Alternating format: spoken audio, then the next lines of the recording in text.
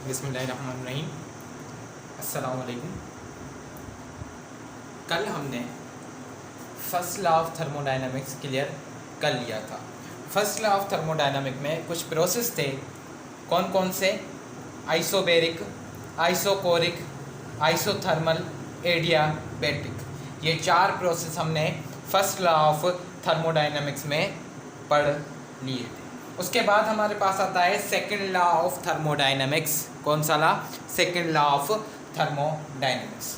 अब second law of thermodynamics में हम दो स्टेटमेंट्स पढ़ेंगे। कौन कौन सी?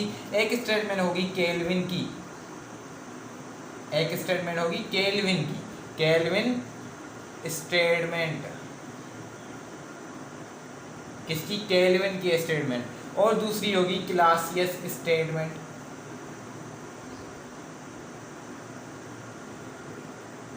कौन सी? Clausius statement. क्लियर? क्लियर हो गई? यहां तक बात क्लियर है। अब देखें, इसमें सेकेंड लॉ ऑफ थर्मोडायनामिक्स में हम मेन चीज जो पढ़ते हैं वो होती है हीट इंजन। कौन सी? Heat engine, HEAT, heat engine के बारे में हम पढ़ते हैं। अब heat engine, basically heat engine का कौन सा काम होता है? हीट इंजन का काम होता है हीट एनर्जी को कन्वर्ट करना। किसमें? मैकेनिकल एनर्जी, या जिसे हम कहते हैं मैकेनिकल वर्क। मैकेनिकल एनर्जी में कन्वर्ट करता है किसको? हीट एनर्जी को। क्लियर? इसके बाद दूसरा क्या होता है? रेफ्रिजरेटर। क्या होता है? रेफ्रिजरेटर। वो भी हम इसमें पढ़ेंगे। क्लियर? किसके बारे में हम इसमें पढ़ेंगे? हीट इंजन के बारे में। हीट इंजन क्या करता है? हीट एनर्जी को कन्वर्ट करता है किसमें? मैकेनिकल एनर्जी में या मैकेनिकल वर्क में। यहाँ तक बात क्लियर है? तो इसमें हम बेसिकली ये स्ट्रक्चर मैंने बना दी है। इस स्ट्रक्चर में देखें, ये पढ़ा है हीट इंजन। हम इसके बारे में डिस्कस करेंगे। क्लियर है? हीट इंजन क्या करता है? हीट एनर्जी को कन्वर्ट करता है मैकेनिकल एनर्जी में। क्लियर? अब दो स्टेटमेंट्स हमने पढ़नी है। एक पढ़नी है केल्विन स्टेटमेंट और एक पढ़नी है क्लासियस स्टेटमेंट। अब सबसे पहले हमने देखना है कि केल्विन क्या कहता है, फिर हम देखेंगे कि क्लासियस किस हवाले से बात करता है। ये क्लियर अच्छा टॉपिक लिखा हुआ है किस टेक्स्ट बुक में? सिंध टेक्स्ट बुक में। सिंध टेक्स्ट बुक आप देखेंगे तो उसमें केल्विन की स्टेटमेंट भी दी हुई है और क्लासियस की स्टेटमेंट भी दी हुई है। अगर आपके पास सिंध टेक्स्ट बुक है तो आप उसे देखते चलें। यहाँ तक क्लियर है? मैं आपको सिंध टेक्स्ट बुक दिखाता चलूँ। एक मिनट वेट करें।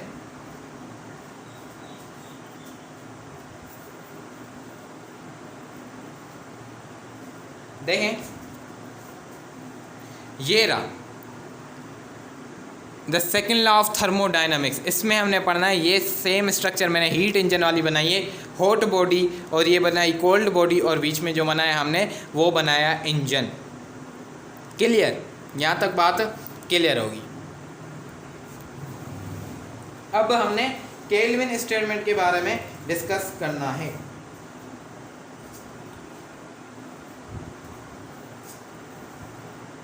केल्विन की स्टेटमेंट क्या कहती है?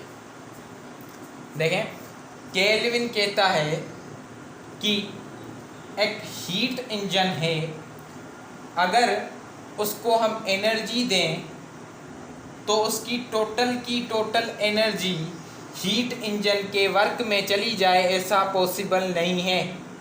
पॉसिबल नहीं है कि हम जो एनर्जी दे रहे हैं वो किस में कन्वर्ट हो जाए? एनर्जी टोटल की टोटल किस में कन्वर्ट हो जाए? वर्क में। ये चीज़ पॉसिबल नहीं है, इम्पॉसिबल।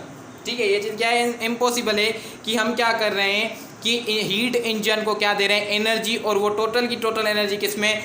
वर्क में चली जाए। ये हमने दी एनर्जी, और ये एनर्जी हीट एनर्जी किस में चली जाए? टोटल की टोटल वर्क में। ऐसा पॉसिबल नहीं है। जो हम एनर्जी देंगे या हीट एनर्जी देंगे वो टोटल की टोटल वर्क में नहीं जाएगी।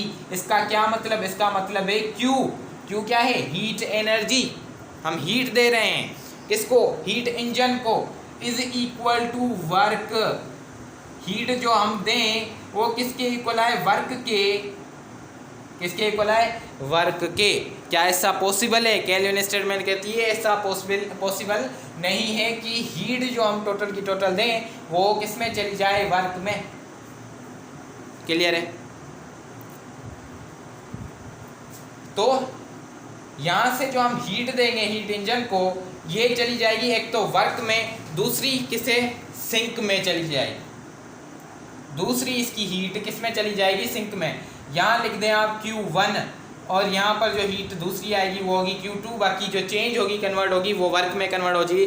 कुछ होगी वर्क में कन्वर्ट, कुछ किस में चली जाएगी, सिंक में। सिंक हमने पढ़ा है, देखें वर्क लिख दें या Q1 लिख दें। आप ऐसा करें Q1 लिख दें। इस जगह पर मैं लिख रहा हूँ Q1 क्या की हमने दी, क्लियर। Q1 हमने दी किसके इक्वल आई, वर्क प्लस Q2। ये स्टेटमेंट या ये इक्वेशन आ गई, क्लियर है।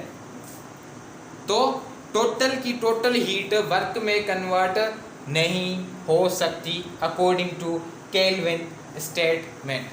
अब यहाँ पर ज़रा आप सोचें एक प्रोसेस के बारे में, जिस प्रोसेस को हम कहते हैं आइसोथर्मल प्रोसेस। कौन सा,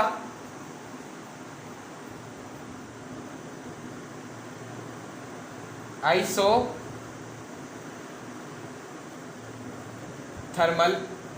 प्रोसेस के बारे में, क्लियर। आइसोथर्मल प्रोसेस की इक्वेशन क्या आई थी, आइसोथर्मल सेम टेम्परेचर सेम होगा, टेम्परेचर का चेंज जीरो के इक्वल आएगा। अगर टेम्परेचर का चेंज जीरो के इक्वल आ रहा है तो इंटरनल एनर्जी का चेंज भी क्या आएगा, जीरो के equal. First law of thermodynamic की जो इक्वेशन है वो कौन सी है, क्यू, हीट जो हम सप्लाई करें वो चली जाएगी इंटरनल एनर्जी प्लस वर्क में। अगर आइसोथर्मल प्रोसेस में इंटरनल एनर्जी का चेंज जीरो आ जाता है प्लस वर्क हो जाएगा, तो हीट जो टोटल की टोटल हम सप्लाई करेंगे वो किस में चली जाएगी, वो चली जाएगी वर्क में।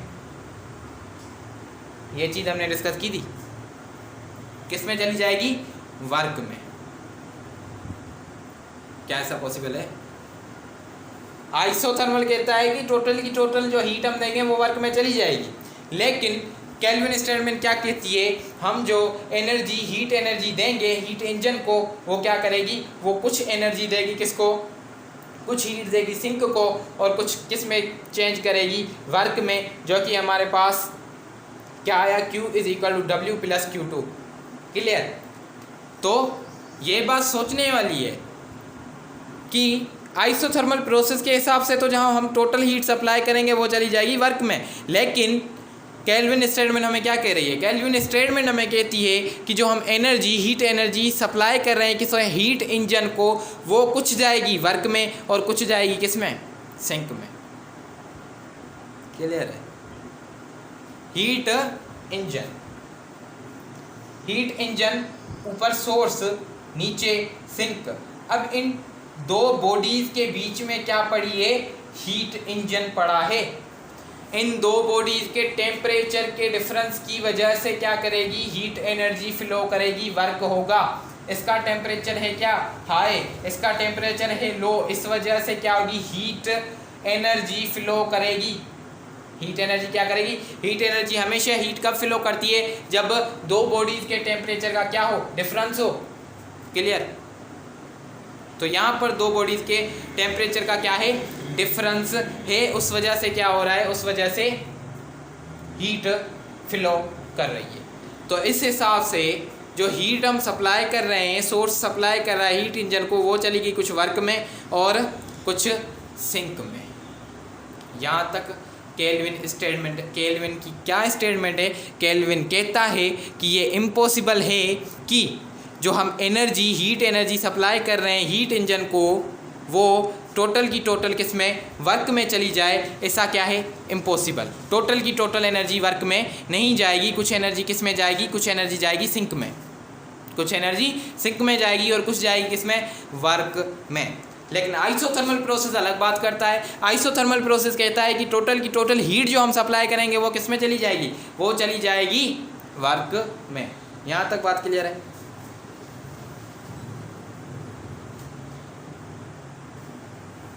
यहाँ तक बात क्लियर होगी।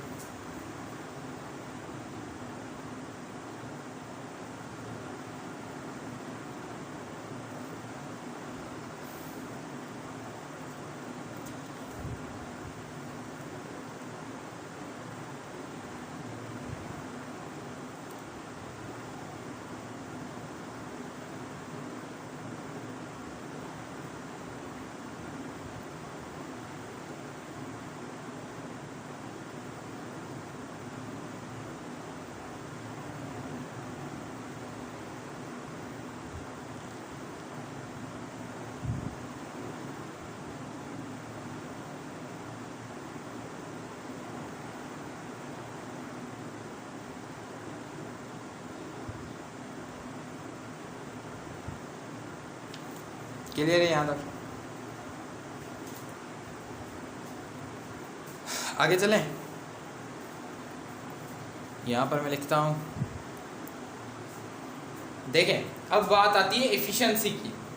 अगर केल्विन स्टेटमेंट को आप एक इस तरीके से भी बात कर सकते हैं कि जो हीट इंजन है उसकी एफिशिएंसी 100% कभी नहीं हो सकती।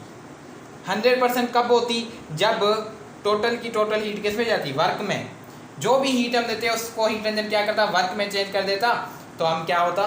तो हम पे को कहते कि एफिशिएंसी क्या है? एफिशिएंसी है 100%। एफिशिएंसी की हम बात करें, एफिशिएंसी में यहाँ पर लिख रहा हूँ,